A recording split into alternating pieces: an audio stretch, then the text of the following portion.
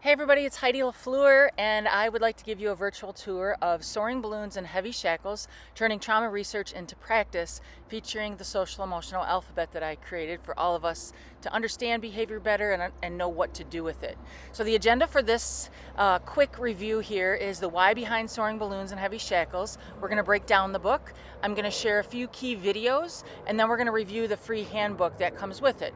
So the reason I wrote this book is because I wanted to spread awareness. I wanted to share the tools and the perspective of what it's like to be a teacher, be an administrator, be a mom of people who have mental health issues and people who have been through trauma and people whose behavior, it looks awful but may not be, maybe just be a communication of what's going on, and in no way am I condoning poor behavior or disrespect or anything like that. But when we bring the research into reality, it helps us understand how to take care of ourselves and take ownership of our actions, our words, and our expressions. And I believe that that's the only way we're going to change the world. So we're going to start with part two. Part two is called Reacting versus Responding to Behavior, and it features letters A, B, C, H, and P. We're going to talk about the extreme importance of self-awareness and self-regulation, because if we're not regulated, we can't regulate other people. We're going to talk about the truth about behavior plans. What you choose on, or excuse me, what you focus on is a choice. And then without hope, understand that without hope, there's nothing. So the thing is, often those who've experienced trauma are in need of that modeling and that practicing and that repetition of those core coping skills. Also knowing that trauma changes people's brain. Many people who experience trauma experience amygdala hijack. And the thing is, it's not about that I don't want to do it. Sometimes I'm not able to do it. And when we understand that better, it really helps us understand how to work with people. So the video feature here is Dr. Bruce Perry talking about the neurosequential model, an amazing thing that I have in my book that helps us understand why people act the way they act at certain points in their lives. Enjoy Dr. Perry's wisdom. Neurosequential model in education is basically it's an approach that brings certain core concepts about the way the brain works into educational settings. Now, that it's interesting that it's been framed as a trauma-informed approach, which it is, but the reality is it has universal application across the entire spectrum of children, whether you've had no adversity or a lot of adversity. And, they're really teaching people about how the brain processes information, what are the circumstances by which we learn optimally, what are the most effective ways to shape behavior. Things like that are universally applicable, and that's kind of what we do with this model.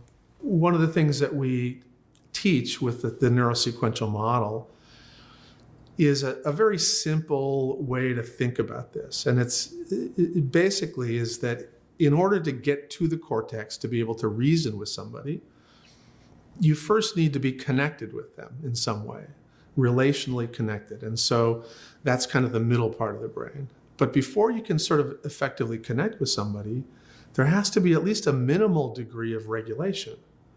So a very dysregulated kid who's afraid is not going to be able to successfully be engaged.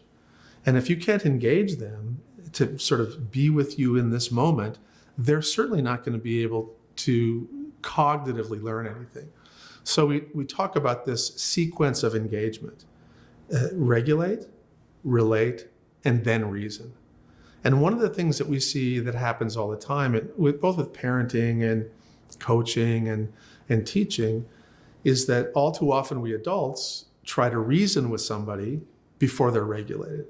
And of course, that never really works. I mean, all of us, probably had the experience of somebody, coming up to us when we're sort of frustrated and saying, calm down. And as you well know, that very rarely works. In fact, it usually escalates you, makes you feel even more dysregulated. So the fundamental principle of this neurosequential model is to appreciate that the brain is involved in learning, the neuro part. Sequential is that the processing and development of the brain is sequential. And then really the third part is that you have to adhere, you have to follow the rules. You have to follow the rules of the biological organization of the brain if you're going to be successful in parenting, teaching, coaching. I think one of the most important things that educators need to understand about the brain is the way the brain processes incoming information. And the reason that's so important is that the human brain is basically organized in a hierarchical way. So there's kind of a bottom part of the brain, a middle part, and then the top part. And the top part is an area we call the cortex. And I think most everybody's heard of that. And the cortex is the most uniquely human part of the brain. And all of the networks up in the cortex are the systems that help us learn language. They're responsible for sort of autobiographical memory.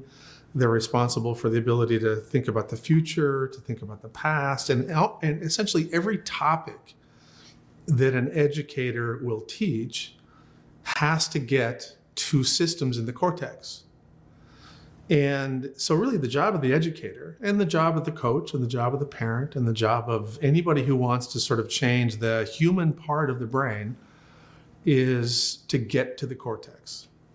Now, the dilemma is that when I talk with you, the sound waves are translated into pattern neuronal activity that go into lower parts of the brain. And then they get processed, and then they go to the middle part of the brain, and they get processed, and then they finally get to the top part of the brain. And so you don't automatically teach by having a really good thing in the teacher's cortex that immediately gets into the cortex of the child. And so what you have to do is get through the middle part of the teacher's brain, the lower part of the teacher's brain, out into space, into the lowest part of the student's brain, into the middle part of the student's brain, and then finally up to the cortex. So there's a lot of places where that can go wrong. And the reason educators need to understand a little bit about stress, distress, and trauma is that all of those things will interfere with that process in ways sometimes subtle, but sometimes in really extreme ways. You may have a child who comes into the classroom who's very well regulated. Their stress response system is completely normal. And what that means is when they're sitting and listening in a classroom that's predictable, consistent, the teacher's kind, and their cortex is open for business, which means that the teacher will successfully be able to get through sort of that, that obstacle course to get to the cortex. But if somebody has a history of trauma, the stress response system will be abnormally activated. And that will shut down the cortex so that even if you're a really good teacher, the incoming input, the words and the nonverbal cues and all of the things that you use to teach, they're going to get short-circuited on the way to the cortex. And that child will not learn as much. I love sharing Dr. Perry's work because he is so knowledgeable and so real about, what the reality of the brain is, and that we, as the outsiders, we have to follow the rules of the brain. Otherwise, it's just not going to work. So the more we know about the brain and how it works and the way trauma impacts the brain, the better off all of us are. Part 3 of the book is called Consequence Mindset versus Punishment Mindset, featuring social emotional alphabet letters D, E, F, G, J, O, and V. So what we're going to talk about here is those who are in survival are not able to focus on what you want. They're focusing on what they need, right? Unavailable is not unmotivated or lazy. Unavailable means I am not ready. I'm still at the brainstem, right? I'm in that fight or flight response. You're having trouble in math? Oh, good, stay in for recess. I want you to think about that for a second. Because if I'm having trouble in math and I stay in for recess, what is that doing? If I'm not practicing what I'm not so good in, that's not going to help me do anything. If I'm practicing that I'm lacking in behavior that is acceptable at school and you just tell me to stay in for recess but don't teach me those behaviors, it's not helping me. We're going to acknowledge and appreciate the collective responsibility for it, that it's critical for culture. The collective responsibility is every breathing human in the school, including bus drivers, lunch people, office people, paraprofessionals, janitorial staff. everybody who is in that school is part of that collective responsibility. And then I want you to think about this. One would never tell a person in a wheelchair to just stand up and dance. We're going to talk about stigma. And the next video feature is just that. It's image by design. It's called Stop the Stigma.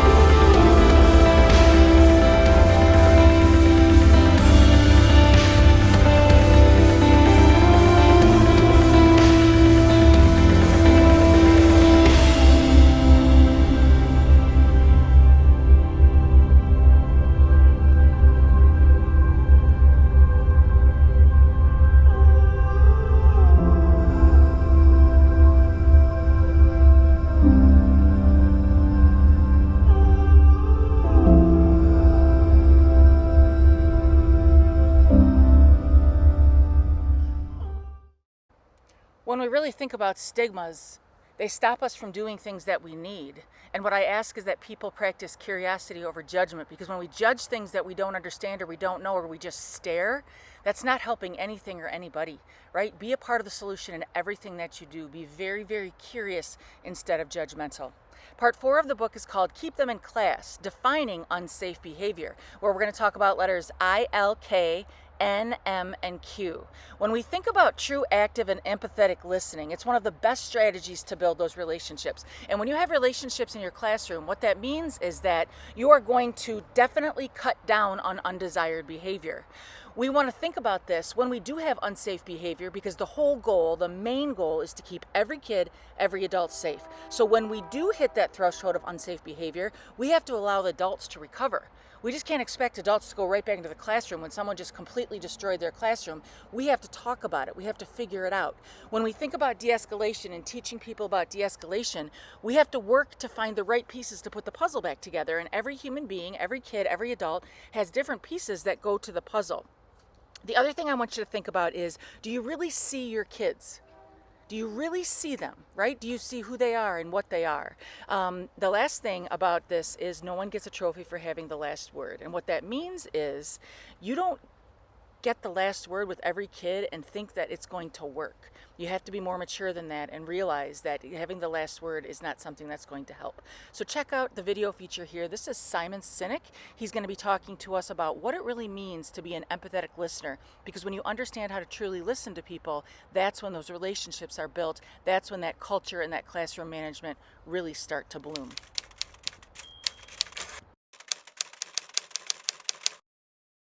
So listening is not the act of hearing the words spoken. It is the art of understanding the meaning behind those words.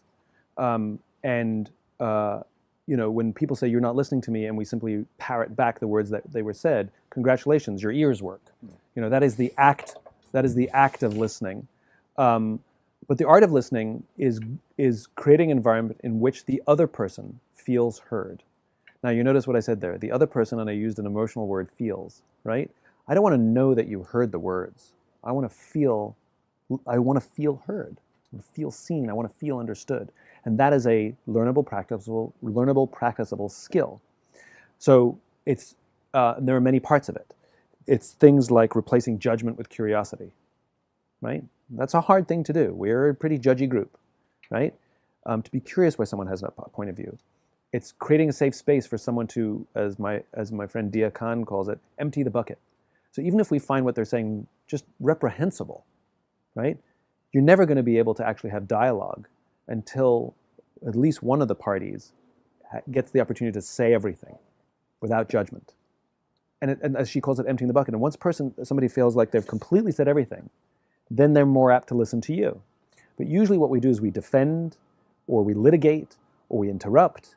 We point out flaws in logic, which is just frustrating. And when you point out some flaws in somebody's logic, because we're all imperfect when we speak, and we all choose the wrong words at various times. And that's not what I meant. You know what I meant is what we have to say. Well, what if you know what you meant? Then why don't you say what you can see how this spirals. But it's things like when somebody says something, and there's really easy ways to do it. Things like, go on, tell me more. What else? And they keep talking. And you go quiet, they feel the space. And tell me more. Go on. And eventually, it's all out. And then there's a safe space for you to respond and express yourself in a constructive way. But that's correct. We do not teach listening. And listening is the way to create, to build trust with someone. You make someone feel heard, they'll trust you.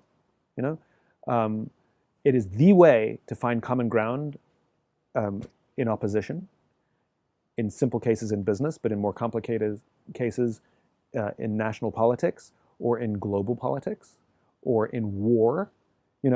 Why do William Ury, who wrote Getting to Yes, he talks about the same thing. He goes, we have talk shows, but we don't have listen shows.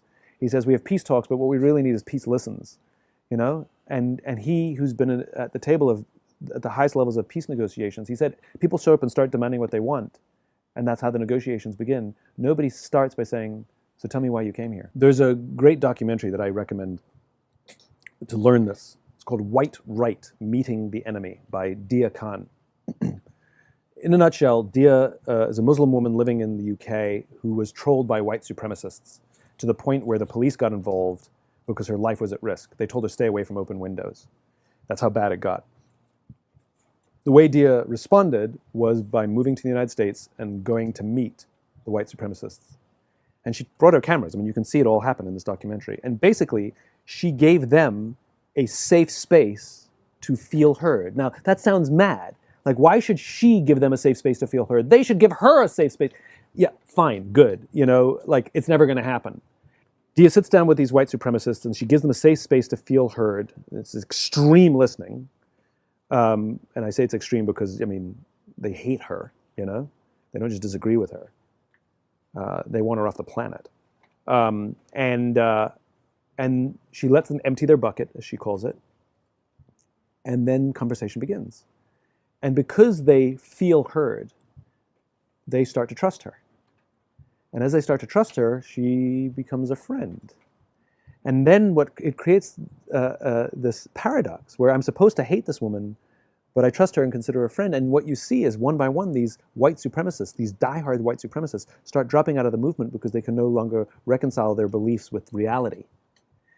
And if it can happen in this extreme environment, then it can happen anywhere. And all that is required for us to cross political divides or disagreements at work and things like that is one of the parties has to learn how to listen. It doesn't even require both parties to learn the skill. That's the amazing thing. And it is one of the most remarkable skills that anyone can learn, the power of listening. Yeah. So the documentary is a great extreme example of what it can do. Learning the art of listening in all we do is key to our personal and professional lives. Part 5 is called Those Kids, where we're going to talk about letters R, S, T, U, W, X, Y, Z. Here we're going to talk about the 10 words that really describe you. We're going to get into who you are and what makes you tick, because if you don't know who you are and why you are the way you are, then you're not going to be able to explain why certain behaviors bother you, right? I want you to think about the spidey sense that a lot of our kids have, that genuine intention to please us, to help us. They can tell immediately if we are there to help them or we are there to hurt them. And hurt them, I don't mean physically hurt them, but if we're not there to listen and take care of them, they feel that, right?